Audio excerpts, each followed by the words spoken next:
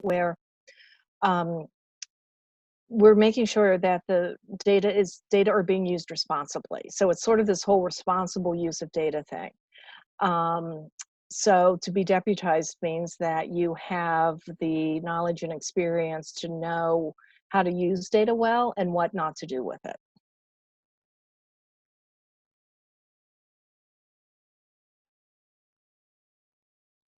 Great. Thank you so much, Rita. Rita, you also said people are starting to ask more questions when you've shared things with them. Oh, can we see this? Can we see that? Do you remember any examples of the kinds of questions you're getting from others? Well, I will share a few, and the kind of cool thing is that I'm not in all of these demonstrations, so I'm getting them secondhand. But we just had a meeting this morning, a group who is focusing on adult engagement, which is something that is one of COSI's strategic goals.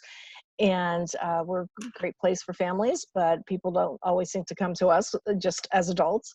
And so that group this morning got a little taste from our evaluator, Gary Timko, on what COVES is saying about our adult audiences, our adult-only audiences, and how that has changed over the last few years. And so what they're wanting to see, this was a really great question, a really good moment. And this is why, again, thinking about deputizing people, is they said, oh, can we look at how that adult-only group number is changing over like each month? Because we were able to show how it changed over, like, from one year to the next to the yet next. Well, they want to see it by month, because does it relate to particular events and that kind of thing? And it's like, well, yes and no, we can show you that, but our numbers in any given month are really too small. You got to be careful about looking at these units in too small a grain.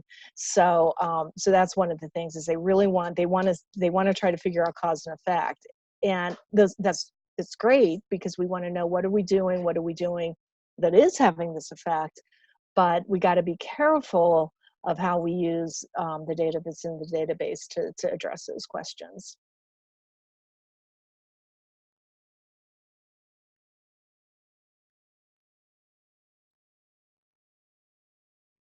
I also have two colleagues from COSI on the call here, so if Jesse or Madison have anything to add, you're welcome to chime in. You've been in some of these meetings that I haven't been in.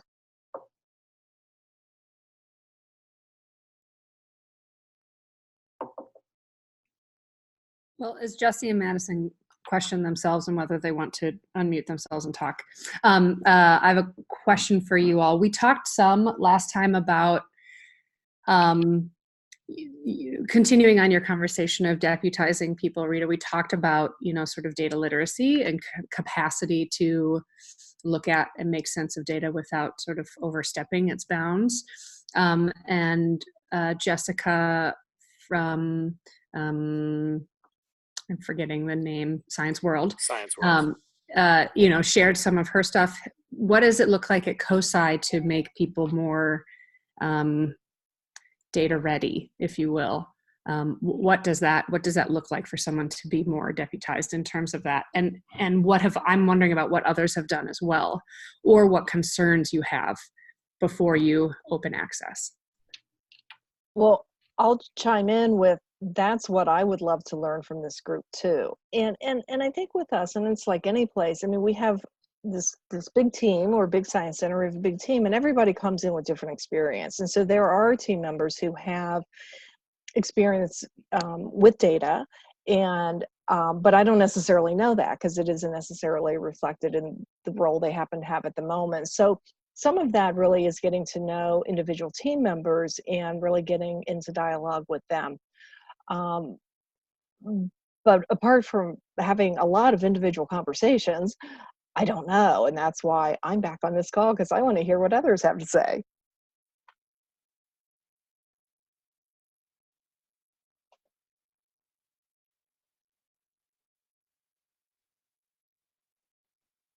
I will happily start pointing at people's squares. Lisa, what does it look like at the Franklin? Ryan and Alex, what does it look like at the Museum of Science Boston? Other people's names I don't quite know yet. Brett, what does it look like at NYSCI? There we go.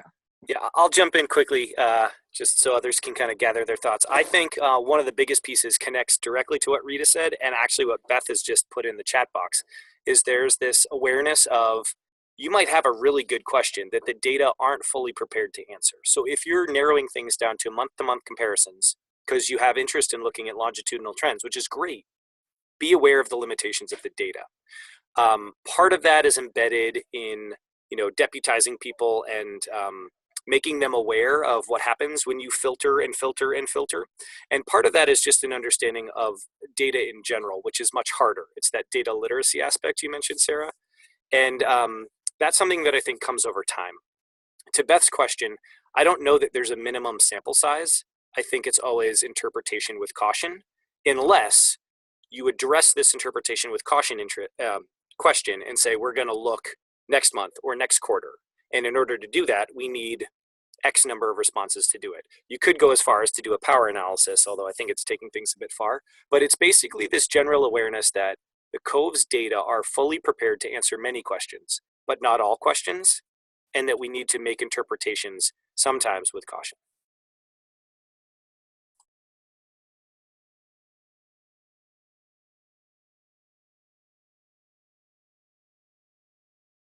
I think we, at the Museum of Science, last month, Ryan kind of referenced that we have, for dashboard users specifically, if people have the password to the data dashboard, they had to sign like an agreement. And I think we did put numbers on like minimum sample sizes for that, although they're not set in stone, but it was just kind of a general guideline. So I think I'm just looking for it now, we had people kind of sign and agree to say, understanding that I will always like check the number of responses I'm using, understanding that sample sizes under 50 are unlikely to be representative and such results should be interpreted with extreme caution. In the case of net promoter score comparisons, I will check to ensure the score is based on at least 100 responses.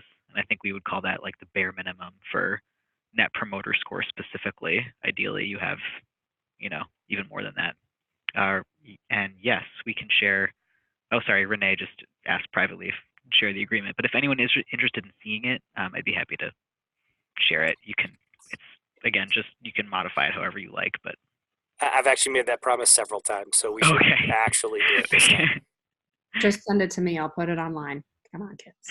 Thank you, Sarah. Yeah. So I'll just play the person, the unknowing person on this call. What is the concern about someone looking at a sample size of less than 25? Like, what are we actually worrying about? People overstepping their bounds of understanding sort of what the data does or doesn't say. Like, what are actually the potential ramifications for our organizations? Because most of us don't have an internal team who can help us think through this.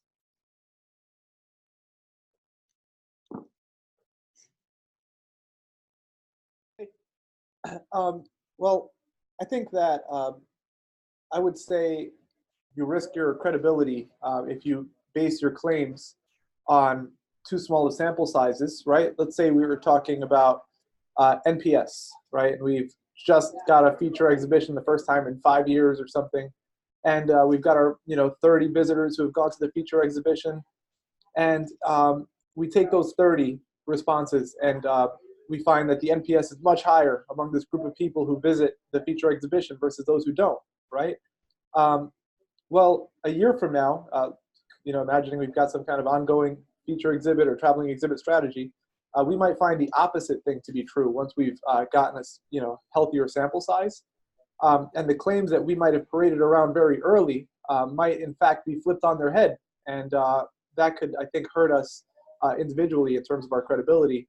Should we be making claims that we, sort of pronounce very loudly among our colleagues, which then turn around on us very shortly after.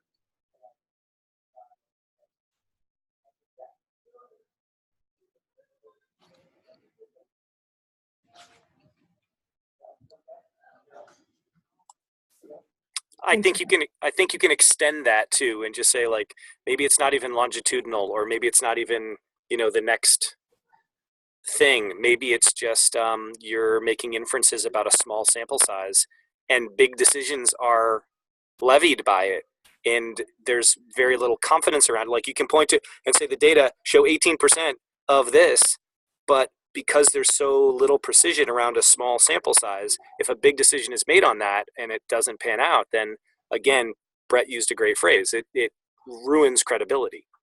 So we need to be cautious in helping people make those interpretations. Has anyone seen this happen? Has anyone actually experienced it, whether in your own institution or pretend other previous employment location? Like, have we seen this play out in ways that feel a little bit more at home, like close to home, than what we sometimes read about in the news?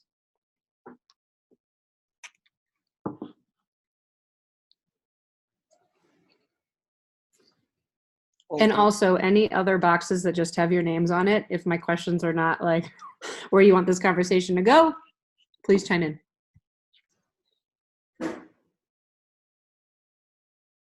Well, I don't know that at least not at NISI yet, I don't know that I've observed too large a decision be based exclusively on COVES data to be able to have realized this kind of scenario just yet. So I'm going to say not yet, at least not that very specific scenario. In the world, I mean, I've encountered circumstances where, using a smaller data set, with some challenges in sampling, and when I, use a higher quality sample, a larger sample, that the results have looked very different, particularly like in national surveys and things like that. I've observed that happen, the sort of claims that you think you're going to be able to make sort of get flipped on themselves, but not in this context. I have not. So it's Rita again, and I'm from COSI, by the way, for people on the call that don't know me. I'll chime in with what I think is more wisdom than knowledge than a concrete example. At least I hope so. And it's just something through all the years of being in evaluation, which is evaluations don't give you the answer, they inform your thinking. And we're just constantly reminding ourselves of that. And that's especially so with COVES, is that you're not really going to find the answer to anything in the COVES data, but you're going to have a wealth of information that can help you think and can help you make decisions and inform decisions. And we don't ever have the perfect study that is the perfect sample size that's going to, just be perfect. There is no such thing. And so we're always reminding ourselves of the limitations, and that in our rush to have information, to make decisions, that even in the language we use, that we're always aware that these are always informed decisions and informed risks, in as much as data informs decisions, and that we're just always taking that into account. And so I think a lot of this with other people is just having them understand, just have a real grasp of what that means. So that's not at all a concrete example, but just sort of the thing that follows me around in about every meeting I'm in.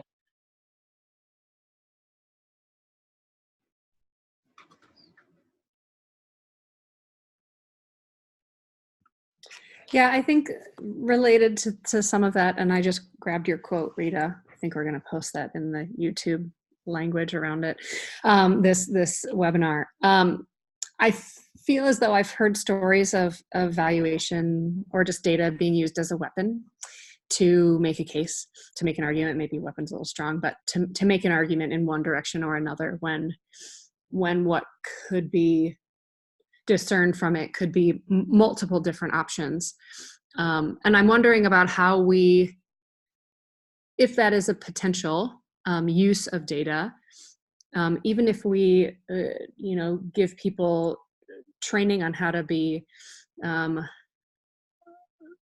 better interpreters, or more open to questioning what they're seeing in the data, is there a way for us to stop that? And is that important for us to be thinking about doing as we get more and more organizations and more individuals involved in looking at and thinking about what the COVES data means to their institutions?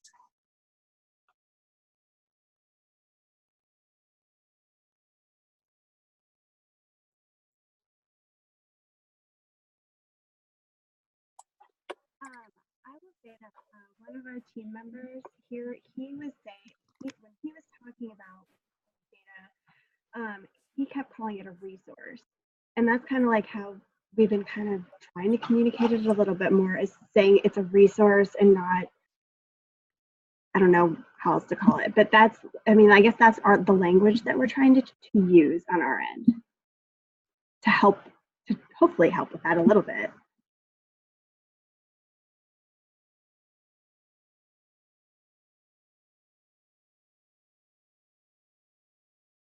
Yeah, so Jesse and I were just in the same hallway conversation about an hour ago. But one of the things, you know, and I mentioned it earlier, is that the particular group that was introduced to COVES this morning, they wanted to see if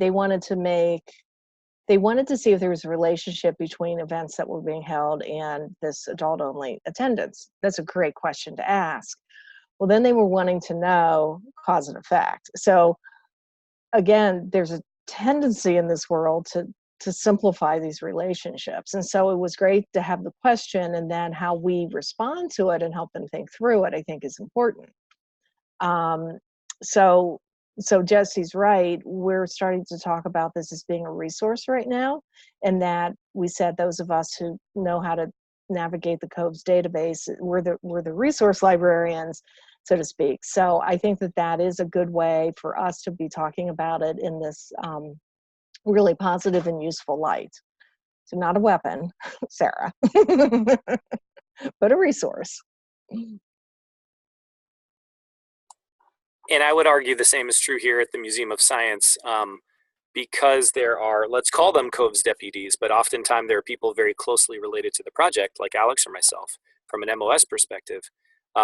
We oftentimes play the trusted safekeepers of the data, so that we don't allow the data to be weaponized. And if there is any back and forth between others in our organization around the correct interpretation of the data, we kind of moderate it. So I don't know that the COVES data have actually been weaponized, although we have seen that in other studies. But we're like the peacekeepers, if you will, so that it doesn't happen. I just thought of an example of using data with too small of sample sizes that made me really nervous here. And it came around something that COVES has been a lot more in the conversation with recently, which is temporary exhibits. So we've been kind of at the Museum of Science, like sort of struggling to get COVES integrated back into the conversation with our senior management team. They meet weekly, but like I feel like they don't necessarily always know what COVES data are available, and it's kind of surprising for us, but it's just been a little bit of a challenge. So we have a specific team that looks at temporary exhibits, and it actually has a lot of overlap with the senior management team. And they were kind of looking to COVES data to look at if some recent temporary exhibits were successful, or like in what, along what kinds of metrics were they successful, or how did they perform. And for one exhibit in particular, it was really just an exercise, so I didn't feel like it was too scary, but I did, as I was doing this analysis, like kind of stop at the edge of a cliff and back myself back and be like, I don't think this is right. Trying to connect the motivation to visit question. So saying like, I came for a specific exhibit program or show. People who said I came to see this, this temporary exhibit specifically, trying to connect that to actual revenue. So saying like, 22% of visitors said that they came to see this temporary exhibit. Therefore, and we can sort of say that this many were members and this many were not. So roughly, we had this much gate attendance. But with that particular data point, the people who say they came for a specific exhibit program or show is, not usually more than 20-ish% of the total sample. So that's already narrowing. And then within that, people who said I came to see the specific temporary exhibit is even smaller. So I was kind of worried about projections for revenue being based on like 13 groups who said, yes, I was motivated. And then saying, okay, well, but half of those or a third of those were members. So it's like, oh, we generated this much in gate revenue, but it was, looking at 6 visitors versus, or, 12 visitors versus 6 members or something like that. So we had to kind of rethink that one. And I had to kind of talk to the person who was asking for it to say, I don't think we should use this specific thing to look at this, but again, it was sort of an exercise. And like, can we do this? Can we use, because it's like sounds so useful, right? Like trying to use the motivation data to map to actual revenue in some way. But it sort of broke down for me in the specific data point that we were using. So I kind of had to rethink that one a little bit.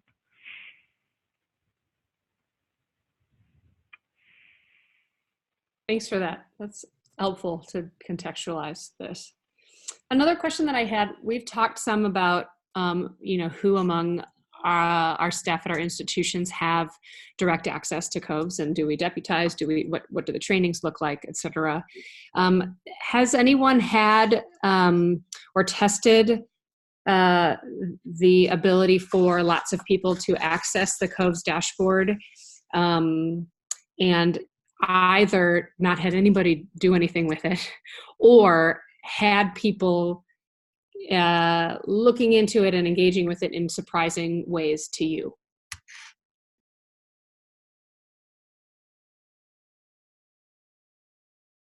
We haven't had that yet at Discovery Place. As far as I know, there are, I think, 6 of us who currently have access. But I think that's really a function of we simply haven't had enough responses. Suddenly in the last 2.5 months, we're starting to see those roll in, and the team is getting better at collecting. So we're getting some nice data points, but we haven't really done anything yet with the data institutionally at all. That I'm aware of. Heather might have another idea, but that I don't know about. I would actually say that the Museum of Science has seen a little bit of both of those situations. So we held a training and got key personnel in as many departments as we could across the institution to come. We explained the dashboard, walked through it, and then the document that Alex mentioned about like best practices around dashboard use, had everyone sign it. And as long as they attended a training and we had a signed agreement on like with us, we're like, great, here is the logon and here is the password.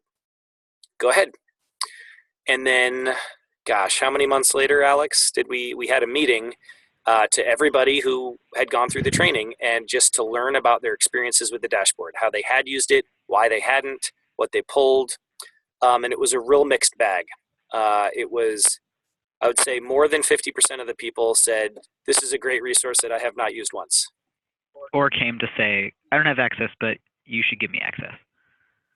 And we had a couple persons who used it in very interesting ways. We had one of our senior leaders who used to just kind of play around with it. You know, it was like his sandbox, if you will. He went there and he'd click on stuff and he'd be like, did you know that visitors who came after 5 p.m. on Thursdays in October while wearing blue have the highest net promoter score? For better or worse, I mean, right? Like, and obviously that's an exaggeration, but it was like this playing activity for him where he was testing to see if he could find patterns that then he'd bring back to us without making big claims. He'd bring back to us and say, have you seen this pan out? Is there a way we can look into this? Can we see this elsewhere? So in that sense, it was great because he was mining the data and not spreading rumors around the institution. But at the same time, that was very unexpected that this person specifically would spend so much time clicking and poking around. So again, I think the takeaway for us was, even though we tried to get it into as many people's hands as we could, not that many people dove in with the gusto that we were hoping for.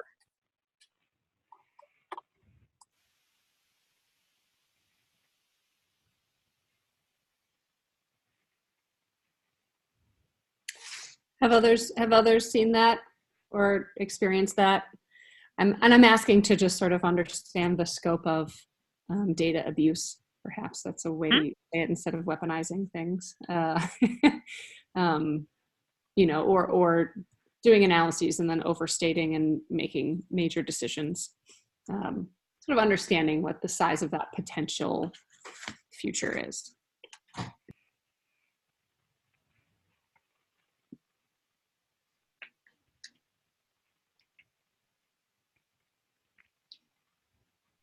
Well, okay, I'll just keep talking then. Um, I will say I loved those two descriptions.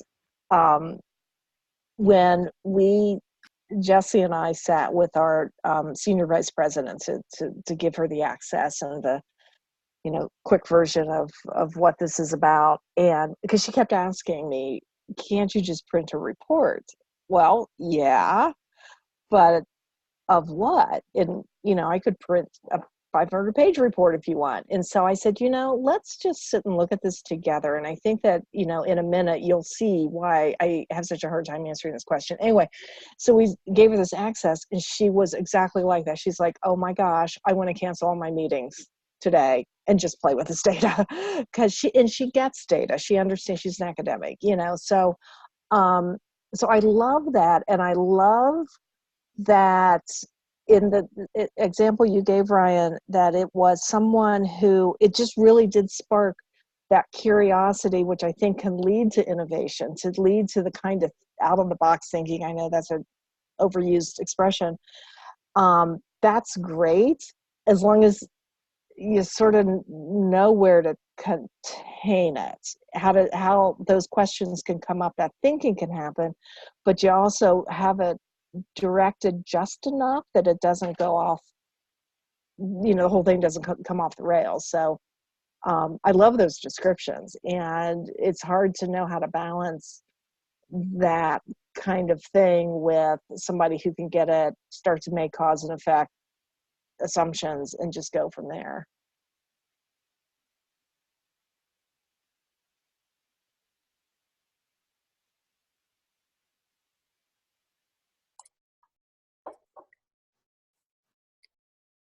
So as you were saying that, Rita, it made me think that how applicable the use of COVES data, or maybe the dashboard, are to a lot of the other studies in informal science learning that we do. How like there are big outcomes in interest and relevance.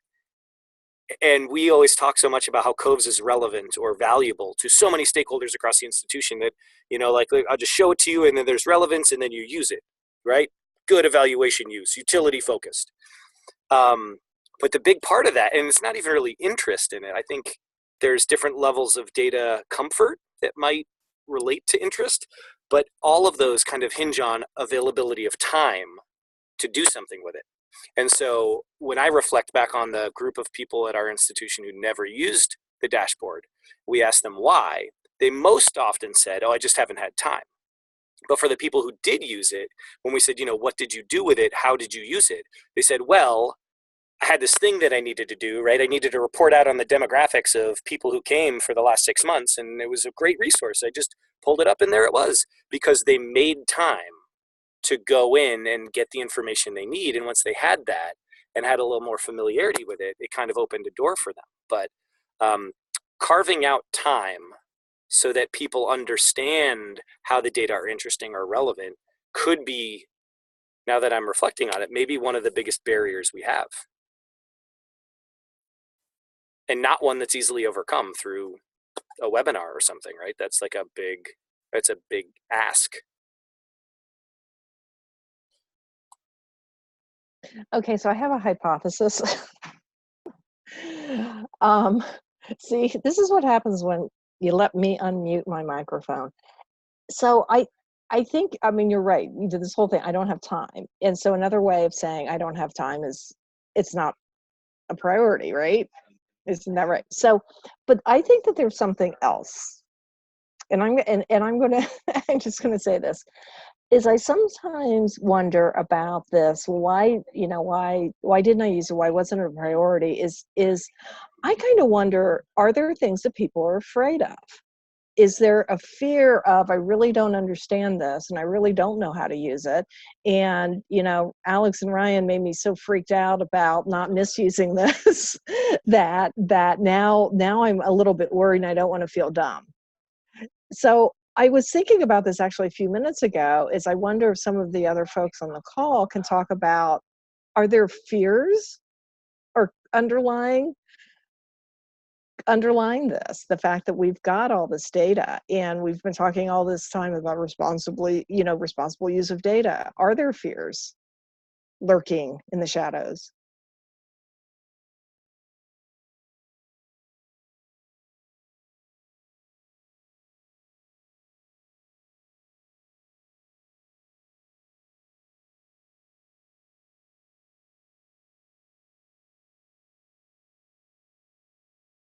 I've been, I don't know how many people are connected to or know about the blog Nonprofit AF, but I was reading a lot earlier today from the author around equity and you don't do fake equity, which is, you know, doing a training or making a committee and then not going beyond that.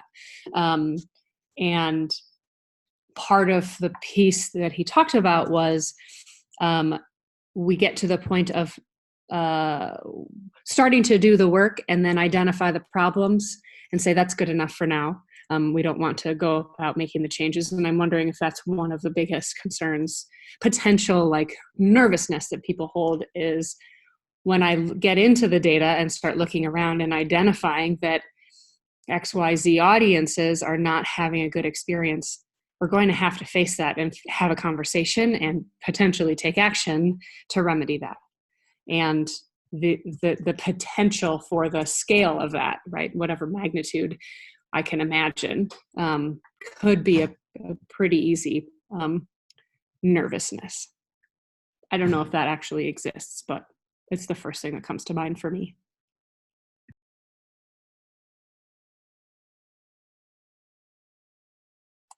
I would say that another perhaps unspoken fear by a larger group of you, having had so many conversations with all of the institutions participating right now, is just the fear of like where to start, what to do with it, right? The dashboard itself is a wonderful tool. And when we go through those trainings, we always remind folks like how it takes a little bit of time to remember what data are presented on the dashboard, how you can use it, when it's updated, all that kind of stuff. And getting anybody else to understand that, you know, is an ask in and of itself. But there's a little bit of fear in just saying like, here's where I'm going to start. And so, Lisa, I know you're on the call, and I'm not singling you out because I think you had actually left by the time Sydney and I talked about this. Oh gosh, was it last week, 2 weeks ago? When we were talking about getting new people at your institution involved in the COVES data, where do you start? And I was like, you can't just print out the dashboard. It's too big. There's too much stuff there. People aren't going to know where to start, even if you do that. But if you pick something that's kind of colloquially manageable, let's start with understanding the value of our members. We know that memberships are valuable. They bring money into our institutions. They are like most loyal, most supportive groups. What do the data say about members? So you can click one filter on the dashboard and just start pulling some of the data. Net Promoter Score, overall experience, repeat visitation. And even if you just started with 6 data points for one specific audience group, that's a place to start. But you could then replicate that in different ways. Local visitors versus out-of-towners. You know, and just kind of keep breaking it down into smaller chunks. But for many of the conversations that Alex and I have about the dashboard use, it's where to start.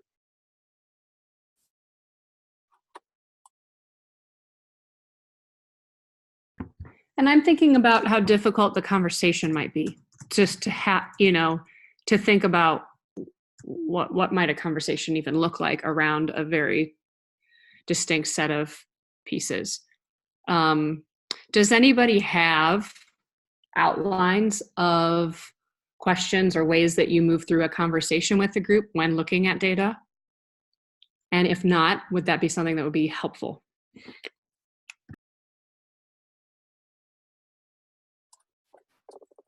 I don't, and it would be helpful. I second that.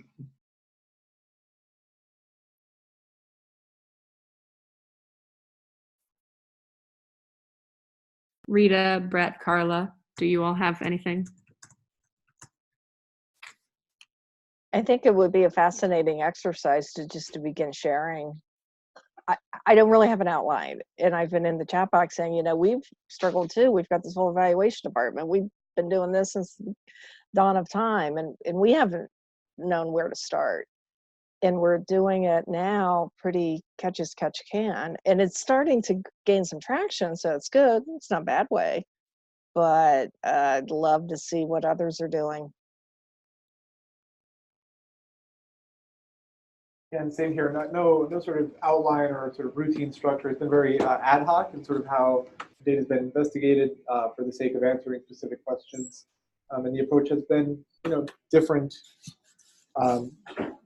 almost different every time, kind of depending on who the audience is, what issue we're speaking to. I actually have a question for you, Brett, that I just remembered. Yeah. A while ago, Ryan and I came to New York and presented to your board about some of NISI's COVES data. And Yes. then following that, I remember we made actually a separate dashboard page for the board because it sounded like they had a lot of interest in that and kind of pushed that forward. Do you know if they have engaged with that at all, or like, did that go anywhere? Or I would say I don't know for certain, but my suspicion is that login's probably not been used as of yet. I've never gotten any inquiries like questions about how to interpret something or how to use the dash. I've not had any engagements that indicate to me that someone's been using the credentials that we've produced. I think that was more an exercise in transparency and in sharing that will hopefully sprout into something in the future. But it didn't immediately produce like new data users at the board level. Yeah. That's very interesting. And that kind of makes me think of something that I think is just a unique aspect of COVES data. And Ryan, you alluded to this earlier too. People use it when they have a specific need for it or when they have a specific question, which is not bad. And the advantage of the way that COVES is that it's always being collected. It's ongoing data collection. And so if you don't need it right now, right, like that's okay, but you probably will. And so that is something that I don't know, it's a slightly new frame for thinking about it. Like, oh, I'm so frustrated that no one's using the data right now, but they will. And when they need it like right now, or they need it yesterday. And luckily it's there.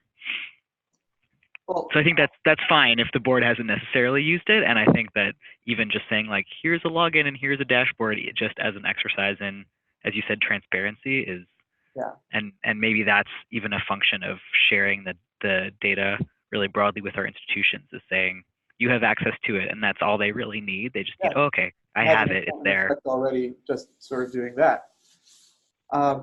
I would say that separate from sort of the ad hoc reporting or responding to like questions that come up at a particular moment, I've been, there are other reports based on things like box office data and, other sort of customer data that we have that are routine, that I put out on a weekly basis, roll up on a monthly basis, that are just kind of showing our, most important metrics year over year.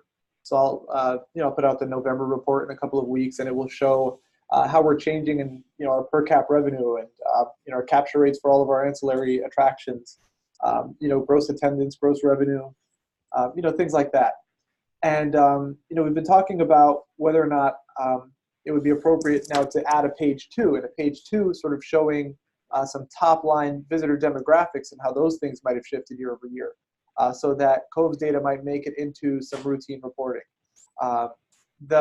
There's a challenge in that we risk, particularly in October. I think that like last year, October, we didn't do a great job of hitting our sample targets. So if I were to put a year-over-year comparative together, I might be comparing this year's October, which has really healthy data collection, to last year where there are like 16 responses or something like that. And so, I'm a little nervous right now, but introducing something like that, which I might not be able to deliver consistently if I find that there's a month in history that I can't quite compare to because of our own sort of lacking data collection in that period. So that's one other way that we're talking about sharing data internally. And we're thinking about doing sort of right now when I release a report for this month, particularly because there's interest about what our current mix of activities, exhibits has done to our demographic and to motivations.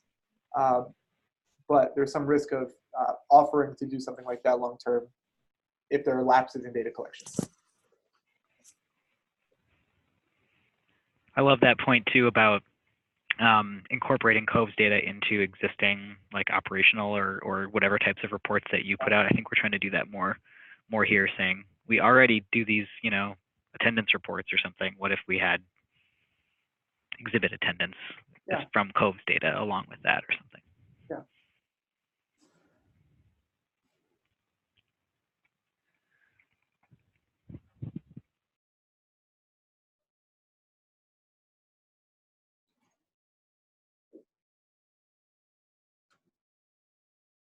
Getting caught up on the chat here. A lot of action. Yeah, if you haven't seen the chat, Renee shared a really good example of using, what did she call it? Deliberative focused conversation, and some really good question starters for sharing any kind of data, I would say, that we could probably use as a starting point and build off of.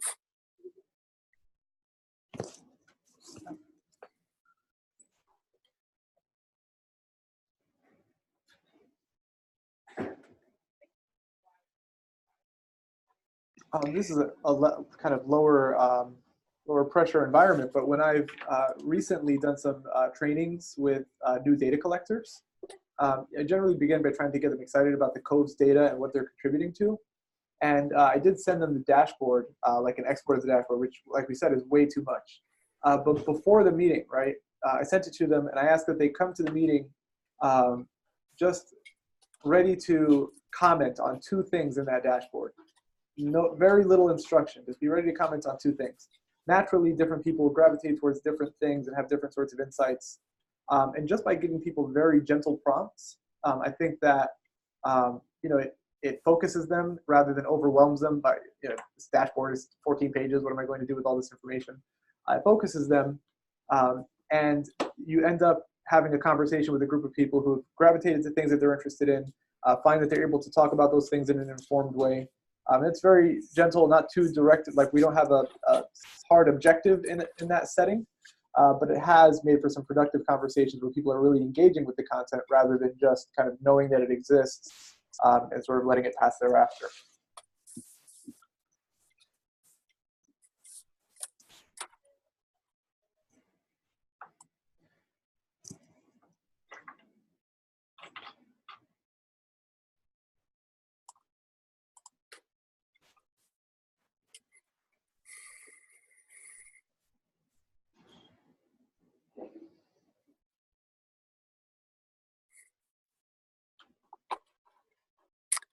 So I would just say, like, are there any other big questions that we want to discuss in the remaining 7 minutes?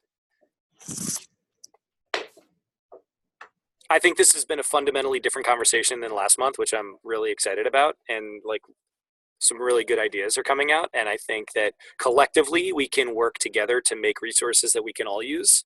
Because it sounds like some of us have tried some things, and we can spread that all around and see which strategies work most effectively at our own institutions.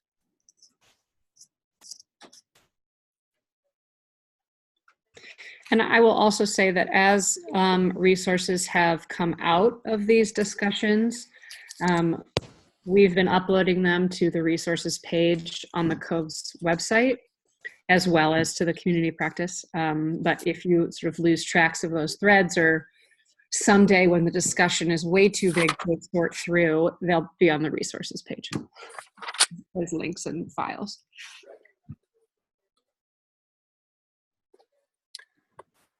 Okay, so if there's nothing else, I think we can all get 6 minutes back in our Tuesday. And thank you everyone who stuck around for the full 55 minutes, and everyone who was here and watching the webinar later. As always, great to talk. We're not going to be hosting a webinar in December due to holiday schedules and the bulk of things that are going on for all of us. So we'll be resuming our webinar programming in January. That's it. All right. Have a great afternoon, everyone. Bye. Bye, everyone.